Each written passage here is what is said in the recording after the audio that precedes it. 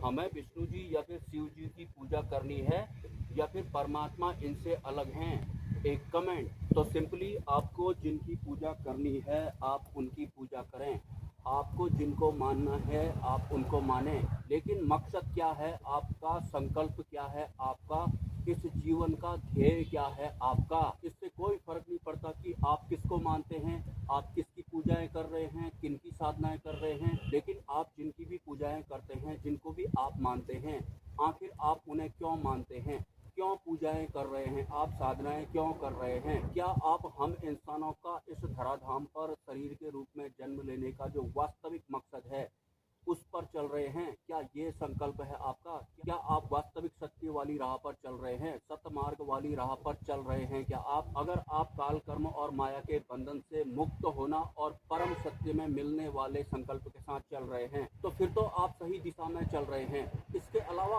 आपके जो भी मकसद हैं, जो भी संकल्प आपके हैं, वो सब हमारा इस धराधाम पर इस शरीर के रूप में जन्म लेने के मकसद के अंडर में या फिर संकल्पों के अंडर में नहीं आते हैं। तो मायने ये नहीं रखता कि आप किसकी पूजा कर रहे हैं, किसकी साधना कर रहे हैं।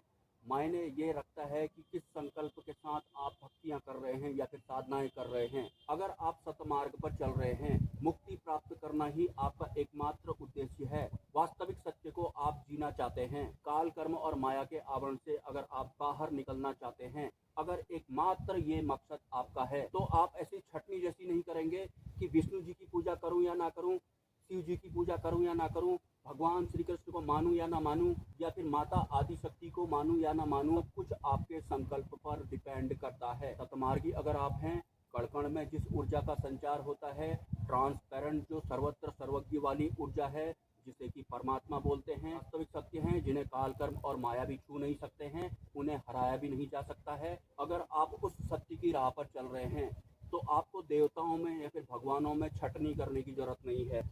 ये जो पत्ता आपको दिखाई पड़ रहा है, यही काफ़ी है आपकी आगे की आध्यात्मिक यात्रा को गति देने के लिए। ये जो पत्ता आपको दिखाई पड़ रहा है, ये भी वास्तविक सत्य है। इसका अस्तित्व भले ही किसी भी प्रक्रिया से बना हो, भले ही ये हमें महसूस क्यों ना होता हो, या फिर इसका ग्रीन कलर हमें दिख क्यों ना रहा हो, लेकिन वास्तविक संचार या फिर ट्रांसपेरेंट जो सुप्रीम एनर्जी है, उसकी वजह से ही ये है।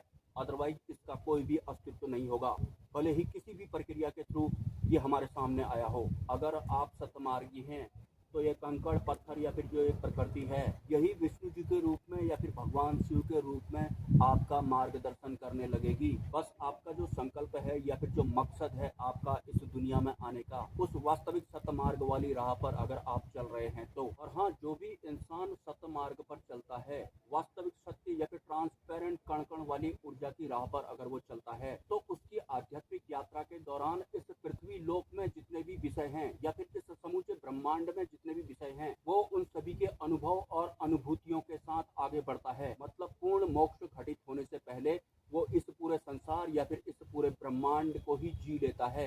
जीने का मतलब आपको पता है, मतलब ये जो पूरा ब्रह्मांड है, इसमें जितने भी विषय हैं, भले ही वो देवी देवता हो, भूत प्रेत हो, इंसान हो, या फिर सूक्ष्म जगत की कोई अन्य पराशक्ति ही क्यों न हो, उन सभी को वो जी लेता है और उन सभी के वास्तविक स्रोत उसे घटित हो जाते हैं, जिसमें कि इस प्रकाश और अंधकार के वास्तविक स्रोत भी उसे पता लग जाते हैं। माता आदि शक्ति का स्रोत भी उसे पता लग जाता है। जब वो पूरे ब्रह्मांड को ही जी लेता है, तो फिर उसका इस दुनिया में, इस संसार में या फिर बहुत सारे इन ब्रह्मांडों में कोई भी इंटरेस्ट नहीं रह जाता है, क्योंकि उसे वास्तविक सत्य की ग्लोबल अनुभूति हो चुकी होती है। जीने को या फिर अनुभव को या फिर अनुभूति को मैं थोड़ा सरल करना चाहूँगा। जैसे कि इस वक्त आपको बहुत तेज भूख लगी हुई है और आपका मन राजमा चावल खाने का कर रहा है, तो आपने राजमा चावल खाया और उसके बाद आप तृप्त हो गए। राजमा चावल खाने के दौरान आपको अनुभव भी हुआ, मतलब राजमा चावल खाने को आपने जिया है। उसके बाद आपका पेट भर गया, मतलब अनुभव होना या फिर उस विषय को जी लेना, अनुभूतियां हो जाती हैं। तो अगर आप इस पूरे ब्रह्मांड को राजमा चावल की तरह जी लेते हैं, तो फिर ये ब्रह्मांड को जी लेना भी आपके लिए ठीक उसी तरह का राजमा चावल खाने जैसा होता है। इस राजमा चावल को खाने के दौरान आपने उसे जिया था, उसका अनुभव लिया था और उसके बाद आप तृप्त हो गए थे।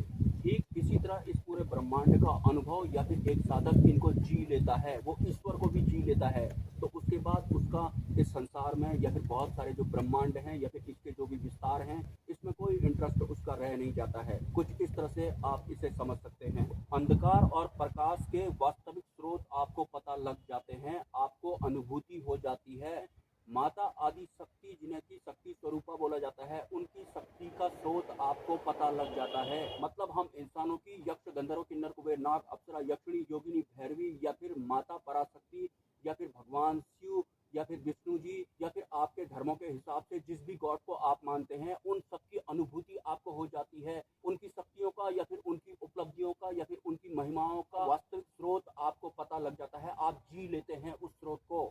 हमें पता लग जाता है कि इस ब्रह्मांड में जो है, जिस जिस चीज को हम जानते हैं और जिस जिस चीज को हम नहीं जानते हैं, उन सबका वास्तविक स्रोत कहाँ है, ये घटित हो जाता है। ये जो हाँ होता है या जो यस होता है, उसे कैसे प्रमाणित किया जाता है, उसकी शुरुआत कैसे हुई थी। ये जो नो होता है या फिर नहीं होता है, इसका स्रोत कहाँ पर है, ये सब आपको घटित हो जाता है। मतलब हाँ, ना, यस, नो, अच्छा, बुरा, जन्म, मृत्यु, या फिर जितने भी ये द्वंद्व चलते हैं, इन सबके वास्तविक स्रोत आपको पता लग जाते हैं। और वास्तविक सत्य की परम सत्ता जहाँ से शुरू होती है, वहाँ अंधकार और प्रकाश भी नहीं होता है। गैस कीजिए, ये अभी उजाला है, मतलब ये प्रकाश है, या फिर ये अंधकार होता। हम सिर्फ अंधकार और प्रकाश को ही जानते हैं, और आपको या फिर एक सांसारिक इंसान को पूरा यकीन है कि अंधकार और प्रकाश के अलावा कुछ होता ही नहीं होगा। होता है, वास्तविक सत्य होता है, जहाँ अंधकार और प्रकाश भी नहीं होता। इन अंधकारों के या फिर इन प्रकाशों के स्रोत तो वास्तविक सत्य से ही शुरू होते हैं। तो कैसा होता होगा वो वास्तविक सत्य, या फिर ट्रांसपेरेंट अवस्था में जो ऊर्जा कण कण में मौजूद है, उसकी अनुभूति या फिर उसको जी लेना कैसा होता होगा। बुद्धि से आप समझ नहीं पाएंगे, मन आपको इधर उधर फंसाएगा। पहले ही आपको डिसाइड कर लेना है, क्या इस दुनिया में जन्म लेने का जो हम इंसानों का वास्तविक मकसद था, ये शरीर भी साधन मात्र है, लिमिटेड। हमें इन व्यवस्थाओं का इस्तेमाल करना होता है और सत्य मार्ग पर चलना होता है। और जो ट्रांसपेरेंट ऊर्जा है, जो कण कण में है, जिसकी वजह से ये सब है, हमको उसका अनुभव करना है, उसकी अनुभूति लेनी है, उसको हमें जीना है। यही हमारा वास्तविक मकसद होता है। क्या ये मकसद है आपका? अगर आपका ये मकसद है, तो फिर आप किसी भी देव सत्ता को मानिए या फिर आप किसी को ना मानिए, क्योंकि मानना और ना मानना भी वास्तविक सत्य से ही शुरू होता है। तो सिंपली उसके बाद ये पत्ता भी आपको वास्तविक सत्य की राह में मदद करने लगेगा। सपोर्ट आपको निरंतर करना है। नमस्कार। देखिए, अभी मैं इस जंगल में भटक रहा हूँ और काफ़ी अच्छा लग रहा है। यहाँ पर सन्नाटा जैसा है, चिड़ियाओं की आवाज़ आ रही है। पहाड़ है ये कोई नॉर्मल एरिया नहीं है, और ये 70 किलोमीटर दूर होता है मेरे घर से। और इस तरह के एरियाज में जो नशेड़ी वगैरह होते हैं वो बाइक तोड़ देते हैं। बहुत सारे लोग डाउट करते हैं कि ये रोज आता है और इसके पास पैसे कहाँ से आते होंगे, इसका जो राज है हमें पता लग जाए। लेकिन श्रापित बुद्धि वालों को समझाना बहुत मुश्किल होता है।